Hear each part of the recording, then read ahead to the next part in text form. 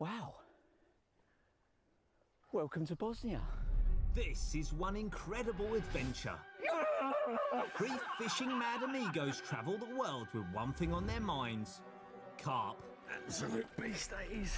I'm Ali Hamidi. Have you got any spicy sausage? I'm Tom Dove. This is the worst idea I've ever had. And I'm Neil Spooner. She's in the net, get in! Together, we are angling across the planet to find the biggest carp in the world. Good Lord, have mercy. As a species, they've grown to mythical sizes. Oh, that's big. That is big. But our journey changes myth to reality. What carp? We will take you on a wild ride to some glorious locations. That is a powerhouse of a carp like that. We'll sample the food. Just chew, Tom. We'll sample the culture. Oh, no. But most of all, we'll catch monster carp. Yes. This is obviously what we come here for.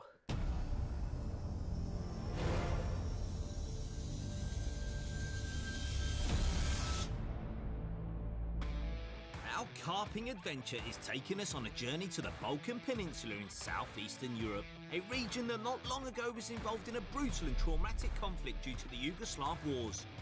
But today it's being rediscovered by travellers lured off the beaten track, and that includes intrepid anglers. And this week, we're heading to not one but two countries, Bosnia and our first stop, Serbia. We flew into Belgrade, its capital, and headed straight out of the city towards our first fishing destination. OK, Tom, over to you. Right, round here. Which one? Keep going. We'll actually be fishing for carp in Bosnia, but first we're heading 50 miles north of Belgrade to a Serbian fishing lake called Jezero Joka in Belo Blato. This lake holds all sorts of species from carp, catfish, perch and pike, also known as esox. Yeah, esox is a better name than pike, isn't it? Don't you think? It's a bit more powerful, isn't it? Yeah, I'd rather be called that than pike. The lake itself is 1,350 acres, and boy does this place have some features. It's got loads of them. Reed-line margins, huge weed beds and a jungle of underwater snags that fish absolutely love. What a glorious day! Lads, I know we're here for carp, but today we're here for monster pike. And let me guess, you've caught a big one before. £32 to be exact. It was my first ever pike at the bright old age of 12. Blimey, at that age, that must have literally been twice as tall as you. Now, this is the bad bit. I haven't got a picture to prove it. Right? Oh, it didn't happen. And I've never actually beaten it ever since. It's a hard one to beat that. Maybe today. Maybe, mate. Should we go? Let's get cracking. Come on then, rock and roll. Well, he definitely didn't catch it on his own, did he? No pictures, did Mate, I was strong at 12. One species of fish I've not targeted that much is the pike, and that's mainly because they've got really, really sharp teeth, and I've always been a bit concerned they could hurt me, they could bite me. They're quite big, ferocious-looking animals, and there's nothing more impressive than a big esox. The pike gets its name from its resemblance of the pole-like weapon known as a pike used in the Middle Ages. Its predation status makes it feared by smaller fish and has even been known to eat small birds swimming on the surface. These fearsome fish grow to huge sizes and have been caught in this lake to over 40 pounds. So to add a bit of spice to this already exciting type of fishing, whoever catches the biggest esox, of course, gets first choice of swim at our final destination. Our first stop was to a snaggy area in the middle of the lake. To catch these predators, we're using a technique called lure fishing. Here we go, boys. This is what we're casting out. It's a big, rubbery, chad-like number, and because we're casting into the snags, have a look at that. The hook is actually buried inside the lure, and the idea is that you can pull that through absolutely anything, OK? And the only time that hook's going to pull out is hopefully when a big old esox comes along and smashes it, and the hook on the strike will come out and penetrate into the pike's gob. So, great little technique, and made for this sort of situation. So, I've given them way too many casts in advance. I am going to now carry on. No, it's all right saying all that, but look at Neil. I've snagged Well, there you go. You know, in theory, it's wonderful. To catch these pike, we were going to have to work for them. Cast and retrieve was the name of the game. But we were now approaching midday. With the sun high in the sky, light levels are now at their brightest. Absolutely worst time of day to go predator fishing. If someone said, go and catch one now for a tenner, be struggling. And the sun seems to be affecting some more than others. Yee! Oh, no. And with only a hat being caught, it was time to move on to another spot. For this, we moved around the lake to a very weedy area with large reed beds in the margins, full of snags, a perfect ambush point for pike. And it wasn't long until we had our first hit. Yes. Yes! Yes, Dovey. Yes! Dubstep! We are on! Get this lure in to get a net set. Yes! Yes! Yes! Don't come off! Do not come off! No. This pike has gone straight into the weed and snagged Dovey up.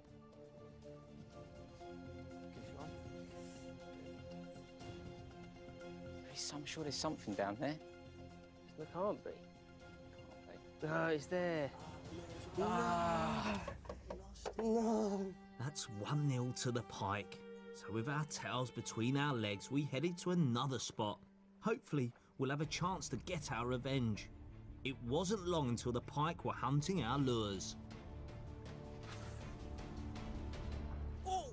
Ah, no! Did I actually take it? Took it out my hand. This pike wasn't going to give up easily. Sorry, Al, but if you can't catch it, I'm having a go. Can't be very good at hooking. Boy, can don't they, these nick my things? fish. Got hope. Too late. Oh, you're on! You're on, you've got him!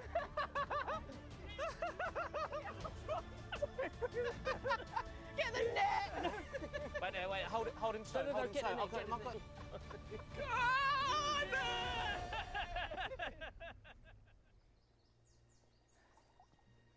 Get in. He's not a monster, but at the minute, he's first place. I've never seen a face like it in my life. You were so scared. With Spooner now 1 up, it wasn't looking good for Tom and I. As the sun starts to set and light levels drop, time was running out. Oi, stop.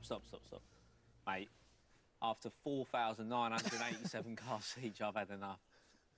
Tom, should we let him have it? Yeah, you can. I was done about an hour ago. I'm so bored of casting this rod. Yeah.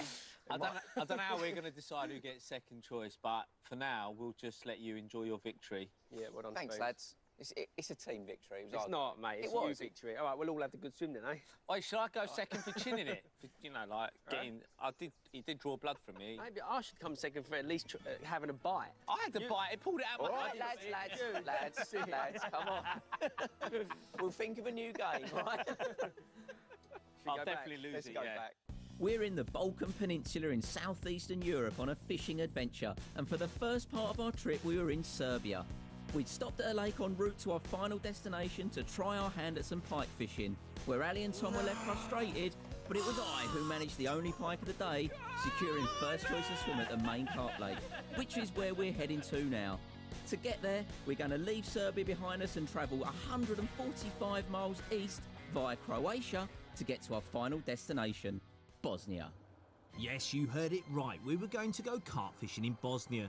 Now, carp may not be the first thing you think of when you hear of that country, but this place is an untapped home to some very gigantic scaly cyprinids, and we were heading to a lake that holds loads of them.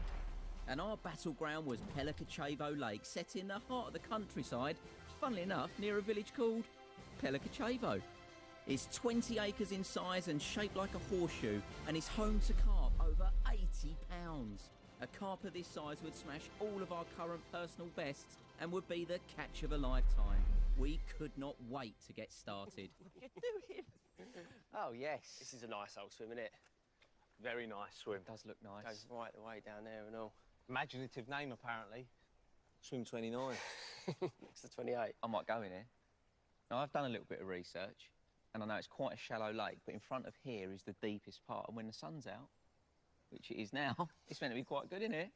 Well, I know what it feels like to be you two at the minute because I'm third choice. So I'm going to have to sit back and let you two choose. But it wasn't like a proper challenge, was it? It was just a driving coin toss. Yep. So, you know, you don't feel like a real loser, do you? A little bit, do. Yeah. Still hurts. You don't like, no one likes to lose a coin toss, do they? Was that fish that just jumped out? Look at that! Yeah, it was. Shame you won't be in this swim, though. Damn you, nicking my pike. I think we can expect some mental stuff this week. I spoke to one of the bailiffs and he said there are 30 fish over 30 kilos, which is mid-60 pounds. That's crazy. That is an unusual amount of big uns found in one lake of this size, and swim choice is going to be vital to have the best chance of having a large hit. Spooner and Dovey were already eyeing up a bay at one end of the lake, where just recently the out-of-bounds rope had been removed for the winter, which was in place to create a swimming area for the locals during the summer. This would mean an unfished area the carp would naturally hold up in and feel safe, and Spooner may have just found a way to take full advantage of this. I've just come round the corner to a swim that it's not even numbered. It's like the swim that time forgot. It's all overgrown, definitely a bit of me, but more importantly, there's a snag tree on the far margin which carp are just drawn to like a magnet. I've got a real nice tree-lined margin to my right, as well as plenty of open water to go. And do you know what? A fish has just rolled over in the back, so I'm going to take the gamble. I just hope it pays off. As I've picked this cheeky little spot, it's left the lake's hotspot, swim 29 free, for Ali and Dovey to fight over. It's all yours, Duffy, as I've heard the swim down the bank is where the lake's monster £80 common gets caught from. It also has the added bonus of a family of puppies living in it, and you know I'm a sucker for dogs. Yeah, and fleas. Well, that works for me, as I fancy swim 29 from the off anyway. With our swims chosen, it was time to set up and find those lake features that hold fish. We all had a different approach, with a few new gadgets to try.